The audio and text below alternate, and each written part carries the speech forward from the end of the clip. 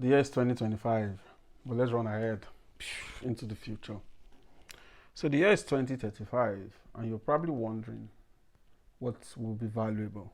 I can tell you for free, the most valuable builders then will not be coders. Yeah, it will be the engineers of meaning. What does that even mean? You're probably wondering. What does it mean to be an engineer of meaning? I know that sounds strange, but you have to understand every era has its heresy, the things that you can't say that does not make sense.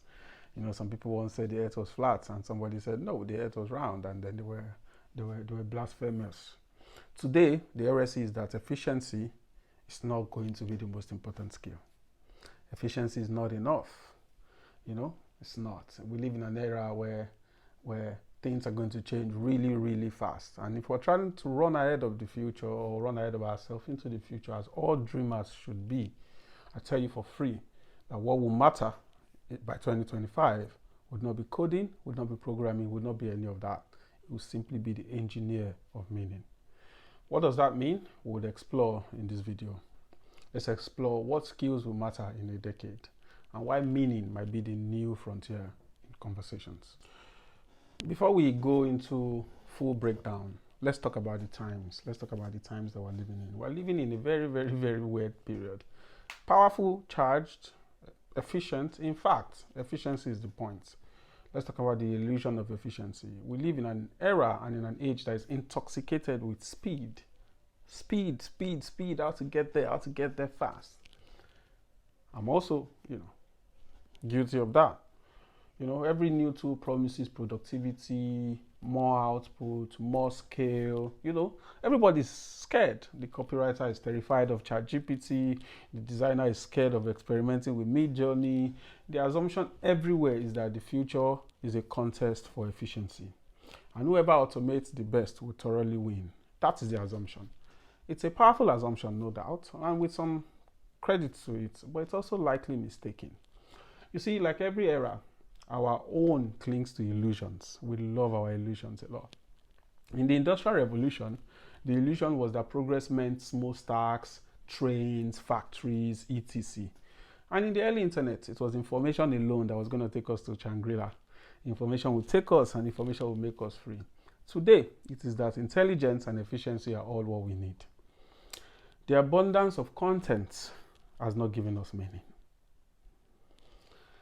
Endless efficiency has not given us trust. And intelligence, when you remove it from culture, has not given us wisdom. So we're constantly running.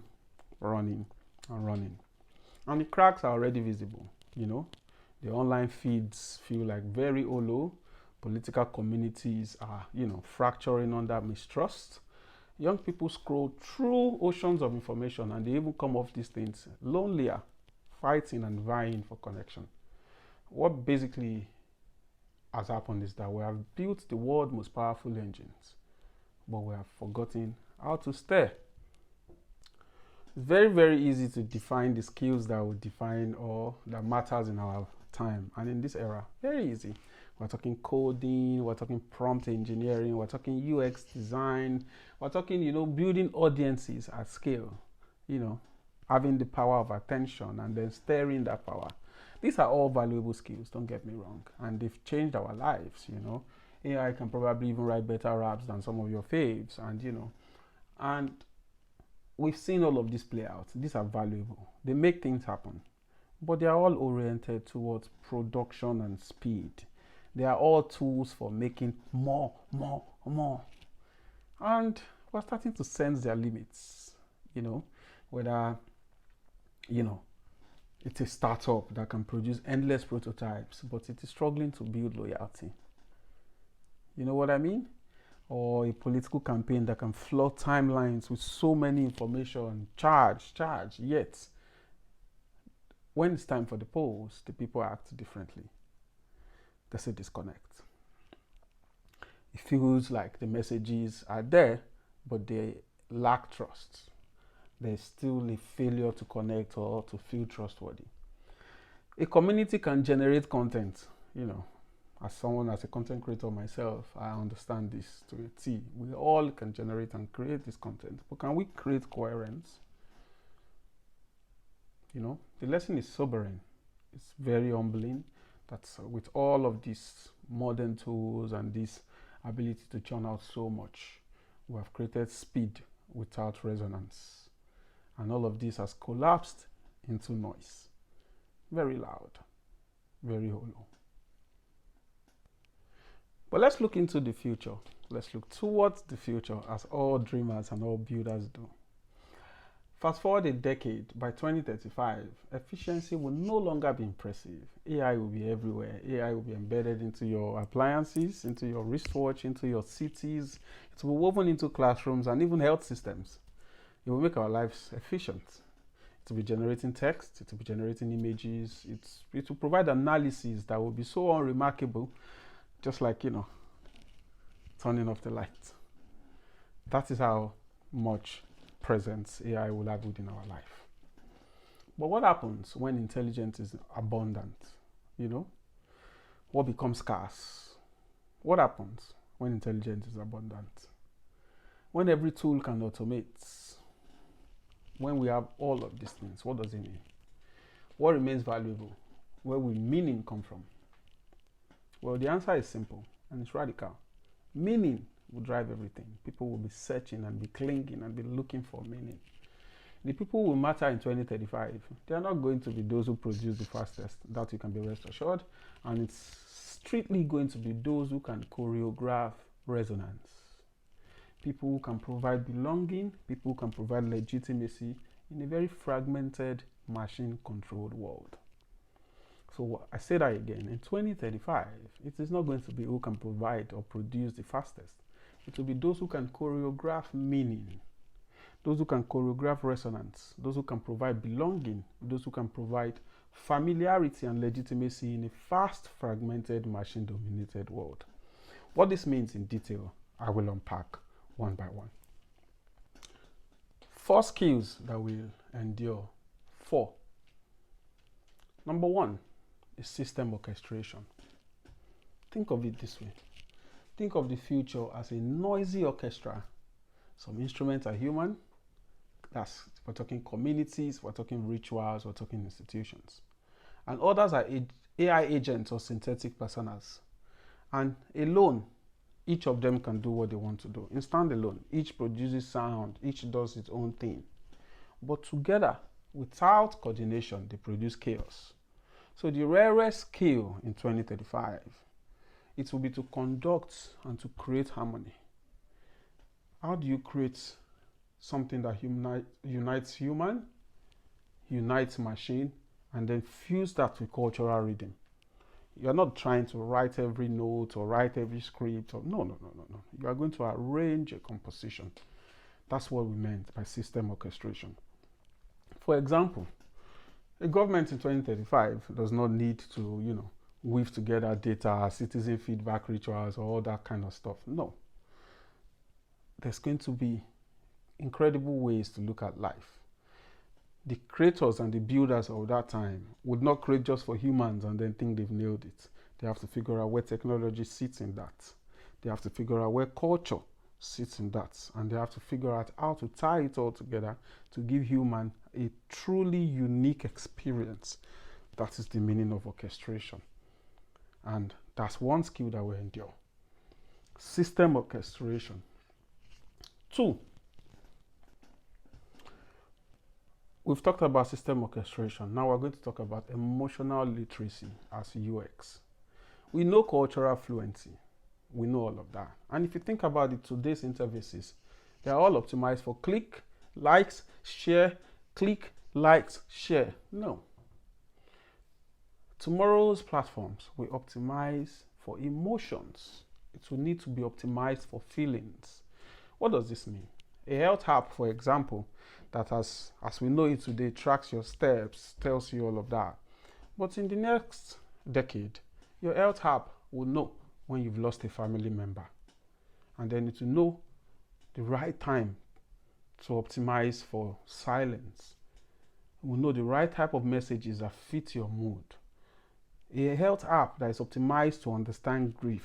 The reason why I use grief is because grief is a very, very powerful and extremely coded human behavior and human feeling and emotion. Well, think about that. At that point, Orchestration, whereby the user experience has now fused with the emotional quotient of the human. And together, these products and these platforms are not just about likes, comments, and ego trips, and ego bashing, and ego, and more. No, it will be about designing for affects, not just action. Remember, affect, not just action. Building tools that will know how to sit with human moods. For example, older persons who do not speak certain languages, as soon as they download an app, it does not need to start asking them English, Yoruba, or Hausa by default, because there's an embedded system that has been alive and breathing and resonating with that human that owns that platform or interface. It can fuse itself naturally into the needs of that user. So the skills that will matter in the near future, remember, it's emotional literacy. Think about it. Today's platform optimized for clicks. Tomorrow's platform will optimize for emotion. So how are you designing for that? What are you doing within your work that prioritizes that the interface would move away from just functional to more compassionate? Prepare for that tomorrow. 3, there's ritual engineering. Every culture that we know today, I say that again, ritual engineering. That's also going to be a very important skill by 2035.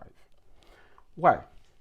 Every stable surviving culture today are designed by rituals. Think about that. Every culture you know, whether it's the way they do their weddings, whether it's the way they do their greetings, whether it's the way they do their festivals, whether it's the way they do their funerals, think about all the rituals that exist within any surviving culture. You would understand that ritual is not a decoration. It is the operating infrastructure of that people, of that place, of that community. In the digital future, as we are moving forward, rituals will become as important as features. Remember what we said earlier about emotional literacy. Now, ritual engineering will be about understanding that these people's behavior, these people's rituals, these people's values, these people's cultures are important. And your app would then need to join in a ritual, not just on board. Think about a community that may need symbolic gestures before they can allow you join them. Think about startups that will provide you a series of tasks that you have to do in real time and tick all the steps of this task for them to validate that you are the right type of user for their products. It's not just any type of user at that point. It is now about rituals.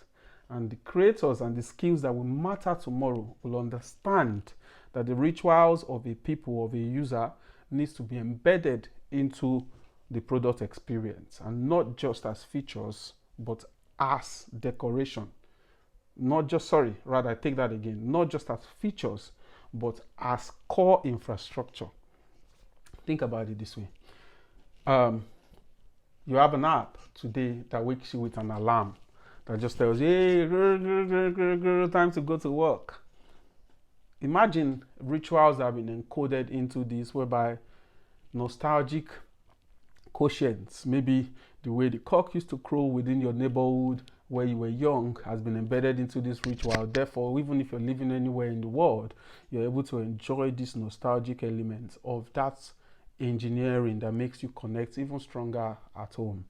As of today, you all have WhatsApp groups whereby first thing in the morning they send you YouTube links of videos, of things to do, of prayers, of activities, of church service to watch, or a prayer to make. All of these rituals have transcended digital tools. They've proven that they carry along the human behavior, or they carry along the human, or they're embedded well within the human carnival, not just as decoration, but as infrastructure. So the skills of tomorrow that will matter would be ritual engineering, whereby in the digital future, a community would need more than just interfaces, more than just random form onboarding. They would need rituals that have been embedded as part of their product and experience that validates and confirms their humanness, simply because rituals are more important in every stable culture. So therefore, in 2035, anybody, people who can design these rituals intentionally will hold a lot of power in the product and in the landscape. Think about another very important skill of the nearest future is what we call the credibility curation. That one is going to be very, very key. Think of it this way. If you go to a random neighborhood in physical sense of the word, imagine I had to separate. When you visit this neighborhood, if you're looking for somebody, you find somebody around the neighborhood that you can ask questions, who then points you to the house, who then points you to this, or you say someone's name, or you describe behaviors or archetypes, and then they tell you, oh, I know this person, they are the son of that, or they are the daughter of this, or they live down that road. The credibility of that known individual has been put to test simply because their continuous expression of self within that community has given them a ledger that has been logged in their name. And the name and the ledger, the data that was logged in that ledger is their house address, is their behavior, is the things that the community knows about them. In the future, we have done a good job of providing a large chunk of data that defines our profiles. But as AI and as syntactic content continues to flood the world, trust is now shaky. You know what I mean? The skill now is no longer about providing or producing information. You can even find out in your own small community. You watch a video and somebody responds, is it AI? Or a young person say, no, don't trust that video. It was generated, which means that trust and that quotient will become even more important. Credibility and curating it will become even more important. Just imagine trying to hire somebody to come and work for you on a tech product or on anything, right? And then when you go online, all the profiles that you're seeing are all AI generated. How will you know who to hire? Exactly. So at that point, that person or the platforms or the tools of tomorrow need to be proficient at credibility curation, such that there is some sort of resume or some sort of credibility ledgers who can vouch for them, who can prove their authenticity. This even makes more sense when you think about WhatsApp groups and then you think about communities as they are emerging. I, for one, think that the future of fintech and then lending and loans is going to shift towards a lot of cultural clout or community vouching. Simply because, single interest rates, credit ratings would shift from how we know it to communities vouching for each other, therefore providing credence to the attributes, skills, and then qualities of the member individuals within that community. And through this, products and services are provided to that person because, one, they have a well-curated credibility ledger to their name. And I think this would affect financial services, this would affect cultural services and experiences. This would affect policy and the shift of it, as in fact it will affect migration as we know it. The future leaders will be like sommeliers of wine, the people that can just tell you the best wine to drink. And in this future, the skill that they will possess is how to provide trust. Not just data, not just managing of data. The quality assurance person is not looking at the bulk of data. AI will do that for them. The quality assurance person and the future skillful person in this credibility curation will be, again, orchestrating credibility and trust systems to manage how we show up authentically and whatever that means by that time. Another very important skill over the next 10 years would be translation across ontologies. You see, if somebody had said in the 1800s that there are going to be cars that will be driven by themselves, not by humans, not only would that be even too radical simply because cars were not even ready then, it would be completely unimaginable. But by 2035, it is not unthinkable that we will be meditating. In fact, your yoga sessions right now are probably being done or managed by an app that tells you the best reps or the best sets, both your yoga and your gym sets, And as we're seeing technology evolve, by 2035, it will not be unthinkable that what we will be seeing will be mediation across human, machine, and non-human elements. So we're talking about AI ecosystems, we're talking about hybrid synthetic beings, we're seeing that with robots, we're seeing that with, these synthetic setups where machine, human, and everything in between would need a bridge. You know what I mean? So another skill that will be super important over the next 10 years would be how to translate across these ontologies. Who can sit between a river, a machine, and a village and help them understand one another. The specific nuance of what natural elements carry, and then the artistic / technological nuance that technology and machines carry. And then how do you design a language for these two people to understand each other? We're seeing it play out with no-code tools, whereby prompts have made it easier to take complicated machine languages and merge them with human languages. So we're talking prompt engineers, we're talking all of this type of stuff. But if you think about it, this may sound random or mystical, but somebody has to translate the conversation between the AI machine and the robots and the humans. Somebody has to do it. That is a rare skill, and that's a skill that is emerging. We're seeing it even in fast-moving tech products, whereby they need salespersons that can explain their technology in a compelling way so that there will be more adoption for these tools. We saw it happen with NFTs and then the rise of the VR headsets, where they were slightly too early, and therefore there was no right language of bridging these two technologies. And we're even seeing it with Web3, whereby the complicated use of language is starting to break down into more everyday speak. The people that are tinkering with translation between these two ontologies are going to become even more important in the future. Because remember, once it was even impossible to think about cars, now we have to think about how to be a translator between a car and a human. Think about that. That was once a strange one, but in the future, that is going to be an emerging and a vibrant career. So far, we've understood some of these skills that will matter over the next few decades. And yes, indeed, in summary, now we've seen the world run on ChatGPT, we've seen what Figma can do, we've seen what Notion can do. But remember, tomorrow we'll be running on a way more stranger infrastructures. We're talking ambient AI layers, systems that will operate in the background, systems that are constantly listening, systems that understand context, AI that will reschedule your day simply because of the way you were sighing by 11 a.m. The AI has already picked it up that, from this type of energy level that this person is going on with, they may not be able to show up to that 2 p.m. call vibrant and fit to provide winning negotiations in that bid.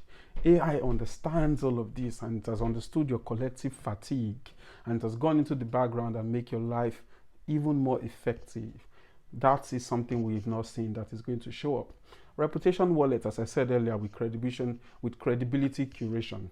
We're going to see ledgers. So everything you do online. We're seeing this emerge with the way government policies are being formed around requesting for, your handles and your social media details. We're going to see this play out even more. What we call the reputation wallet, whereby ledgers of credibility will replace your follower accounts. Nobody cares about that, but it's not going to be about your followers. It's going to be your standing. Your standing will be measured not in likes, but in accumulated action. Your community will know you, not just because they are liking and commenting, but they will know you because you've showed up in those digital and physical spaces and they've been merged, and then there's a ledger that has been docked in your name, in your persona, and in your signals, which will then speak for you, or speak for your group, or speak for communities.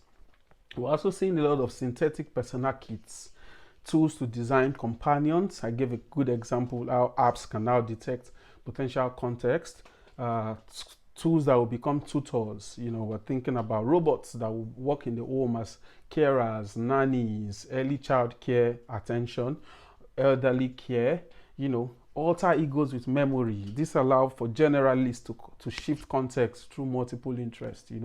Right now you're juggling jobs. In the nearest future, you would have brains, second brains, that can show up as you in your other interests. And then the most powerful and then the most resourceful people are people who are, cross-pollinating across all these multiple places where they need to show up, and then they have the tools and the kits that can allow them to show up there.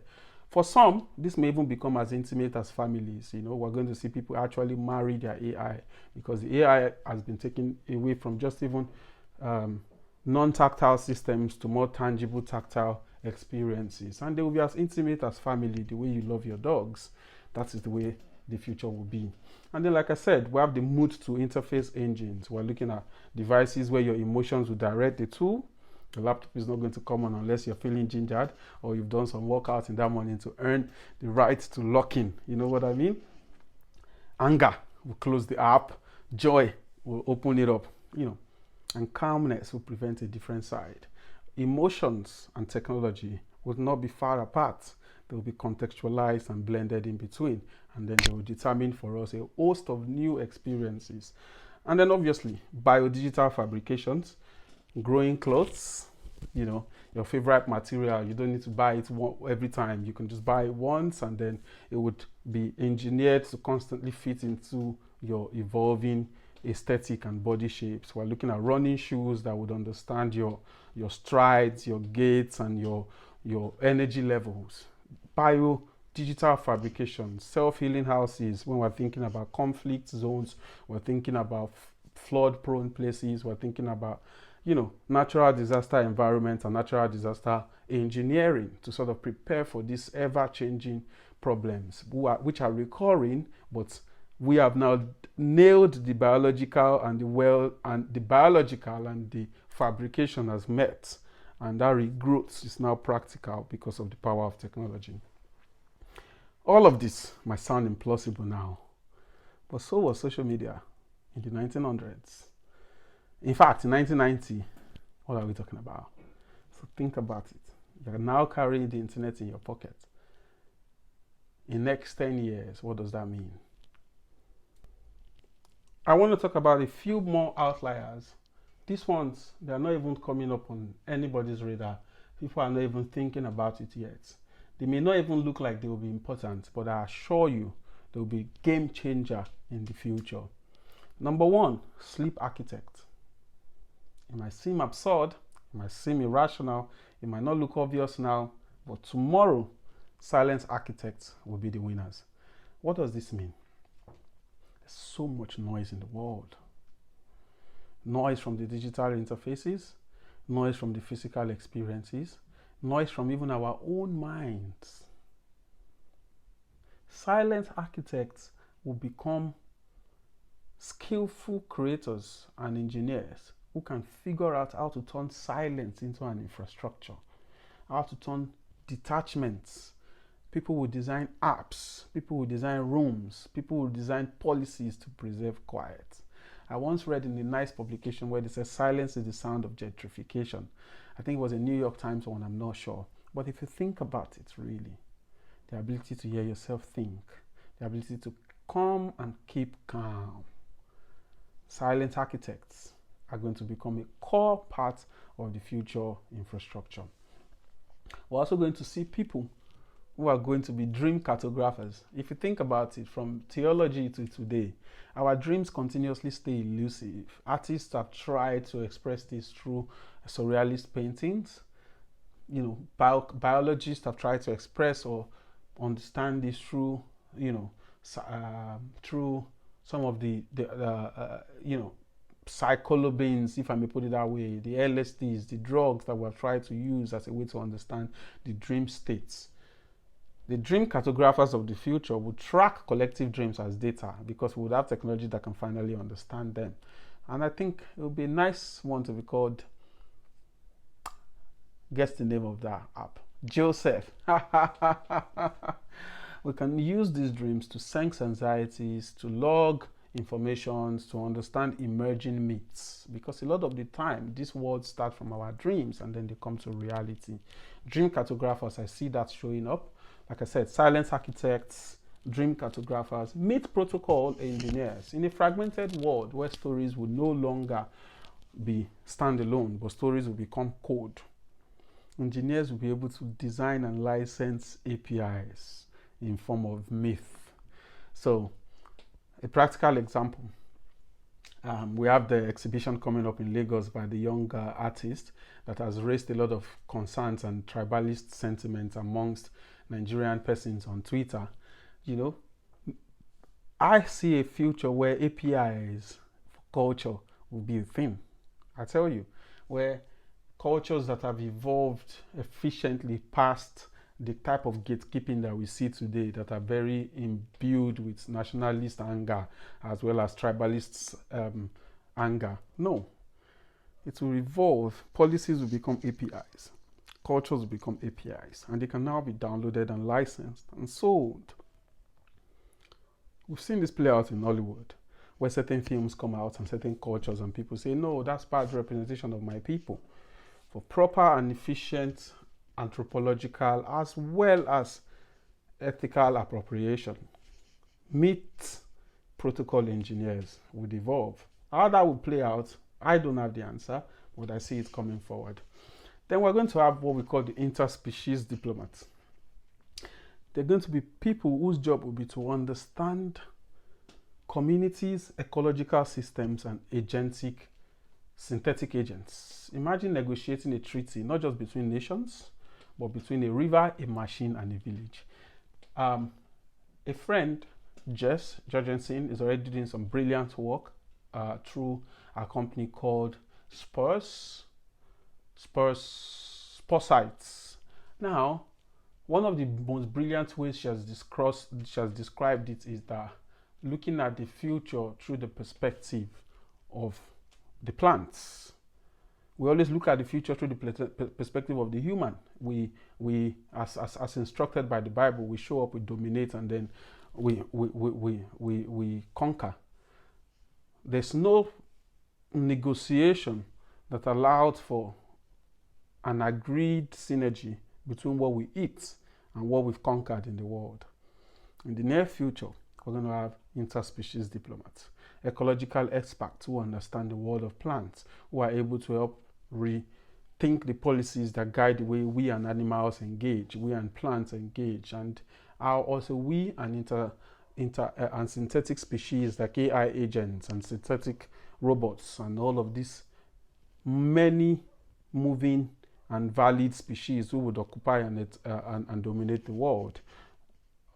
Like I said, interspecies diplomats is an outlier role that will come out where modern contemporary realities will be shaped by these treaties and these negotiations. So, if you have an inkling that has been making you see things from the perspective of either the machine to human, or human to machine, or plant to human, human to plant, you might be onto something.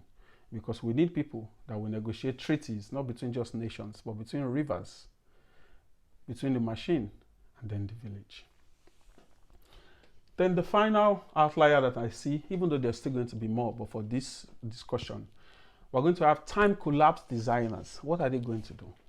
Think about creators whose only work, is to create immersive environment that compresses decades of experience into days. You talk about experience being the best teacher. Today, a lot of our concerns is that there are certain cultures that are too young and there are not enough old people to pass down information. And then there are some cultures where they are too old, there are not enough young people. In the nearest future, we're going to have designers who are going to shrink experiences. Imagine taking the experience of a judge who is 80 years old and then shrink all of their legal experience and legal know-how into a 30-minute chip that a young lawyer can plug into their body or project or consume and then understand. We're going to see that come true because technology will make that practical. However, the time collapse designers will be able to carry this wisdom of the past and provide it as a consumable experience for the present. So these outliers that I've explained, they remind us that while things may sound heretical today and unimaginable, they may become the future infrastructure. Silent architects, dream cartographers, meet protocol engineers, interspecies diplomats, time collapse designers. These are some outliers that we see emerging as we go on into the future. As I've said prior, every age has its own sacred assumption, and our own has been obsessed with speed and efficiency. But I'm here to tell you that the heresy for the future is that meaning will become the new infrastructure. We are going to understand that by 2035, the most valuable builders will not be the best coders. They will be the engineers of meaning. People who design rituals, people who choreograph resonance, and people who build trust systems that can endure the flood of synthetic everything. Efficiency will matter, but resonance will matter more. The cathedral of the next age will not be built in the lines of code, but in the depths of belonging that it creates. I say that again. The cathedral of the next age will not be measured in the lines of codes, but in the depths that it belongs. Efficiency will always matter, but resonance will matter more. That is the work that is ahead of us.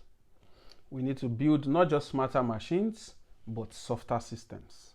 Not just platforms, but rituals, and not just intelligence, but meaning. And that is the whole point behind the emotional infrastructure. For your field, think about today. What skills do you think matters? Is it speed, or will it be resonance? When you think about this, if it resonates with you, please share with me what your thoughts are about your tomorrow, and then let's keep exploring together. And if you find the content super interesting, please deem me free to share with friends and thinkers alike. Thank you. Now, if you've enjoyed this essay, it is part of a series that I'm working on called the Designing the Emotional Infrastructure of Tomorrow. This allows us run into the future by understanding where today is at. And with these prospects and with these ideas, we can have conversations that can allow us think properly through all the nuances that will determine our tomorrow, and we can appropriately prepare for them. Thank you.